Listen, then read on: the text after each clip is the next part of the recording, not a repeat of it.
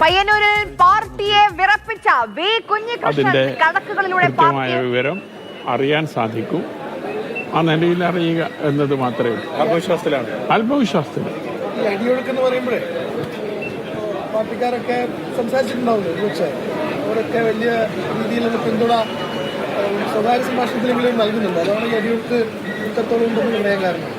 അല്ല, അത് ഞാൻ ആദ്യം പറഞ്ഞൊരു കാര്യമുണ്ട്. ഞാൻ ഈ തെരഞ്ഞെടുപ്പിൽ മത്സരിച്ചത് ജയിക്കാനേ ആയിരുന്നില്ല. അങ്ങനെ ജയിക്കുക എന്ന പ്രതീക്ഷയിലായിരുന്നില്ല എൻ്റെ മത്സരം തന്നെ. അതൊരു പോരാട്ടത്തിൻ്റെ ഭാഗമായിരുന്നു.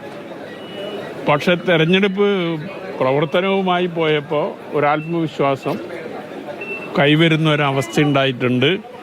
പോളിംഗ് കഴിഞ്ഞപ്പോൾ ആത്മവിശ്വാസം കുറേ കൂടി വർദ്ധിക്കുന്ന ഒരു നിലയാണ് ഉണ്ടായിട്ടുള്ളത്. ഒട്ടനവധി ആളുകൾ പോളിംഗിന് ശേഷം ഈ മാറ്റത്തെക്കുറിച്ച് സൂചിപ്പിച്ചിട്ടുണ്ട്. ആ നിലയിൽ തന്നെയാണ് ഒരു ശുഭപ്രതീക്ഷയിൽ ഞാൻ നിൽക്കുന്നത്. അതൊന്നും പറയാൻ കഴിയില്ലെന്ന്. അതാ ഞാൻ പറഞ്ഞത്, ഈ അടിയൊഴുക്ക് അത് നമുക്ക് അളക്കാൻ കഴിയില്ല, തിട്ടപ്പെടുത്താൻ കഴിയില്ല.